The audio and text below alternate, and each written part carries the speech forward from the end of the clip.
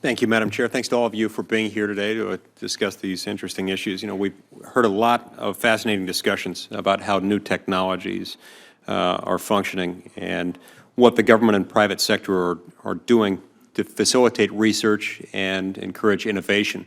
It brings about a lot of these developments that make our day-to-day lives better.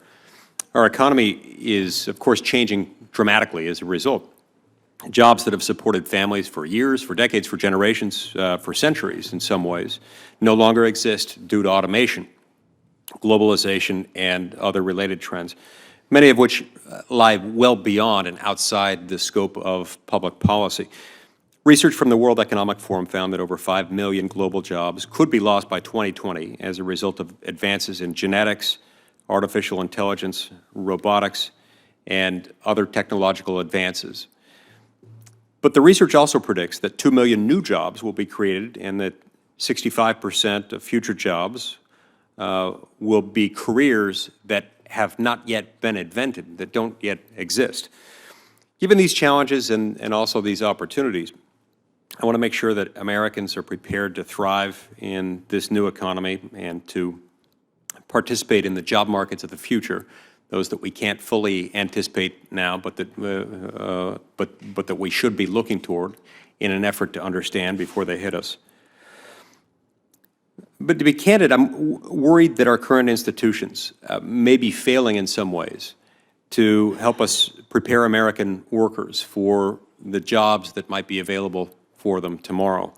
For instance, federal higher education policy today tends somewhat to marginalize vocational and parochial training in favor of the more traditional four-year colleges. And I believe this imbalance is not only unfair, it's economically misguided. Just as a matter of economic strategy, it's not a good idea.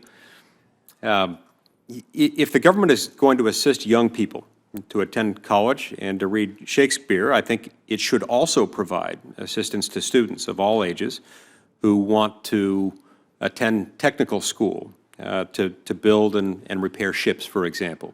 Now, none of this is to denigrate or marginalize in any way the value of studying Shakespeare. I think that is a great thing. But we ought not be providing only the one and not the other, especially when we see that advances in technology are changing the workplace.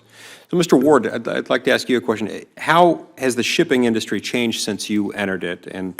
And as a follow-up question to that, I'd like to know whether you think that the current education system is meeting the needs of the modern worker.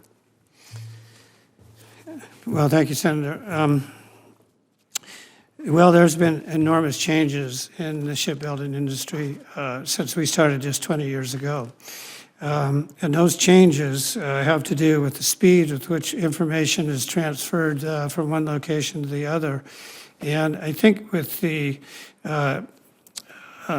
distribution of electronic media throughout the workplace, the ability to have information flowing not only to the workshop floor, but from the shop floor back to the design teams is an enormous innovation and ability to speed up the production process. The question about our workforce development system, I've been on our workforce investment board in the state of Alaska for nearly 20 years, been the chair for 3 or 4 years, and it is my opinion that we need really to overhaul our investment system and education system to honor the production skills that go on in advanced manufacturing. It is no longer a dirty, grubby job. Almost every production phase in the shipyard has become so technically advanced that it takes a minimum of the equivalent of a 2-year associate degree to become a productive entry-level worker.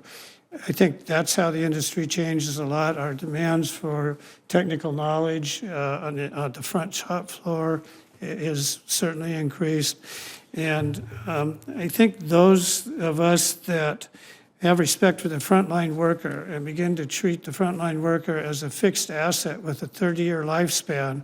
And if we as society can provide the educational tools and training tools for them to take advantage of the technology we have available, that we will be back, certainly in the shipbuilding world, as competitive as any nation in the world. So there's a lot at stake if we don't reform it. If we don't do that, we could stand to lose. Absolutely. Okay. Thank you, sir. Thank you, Madam Chair.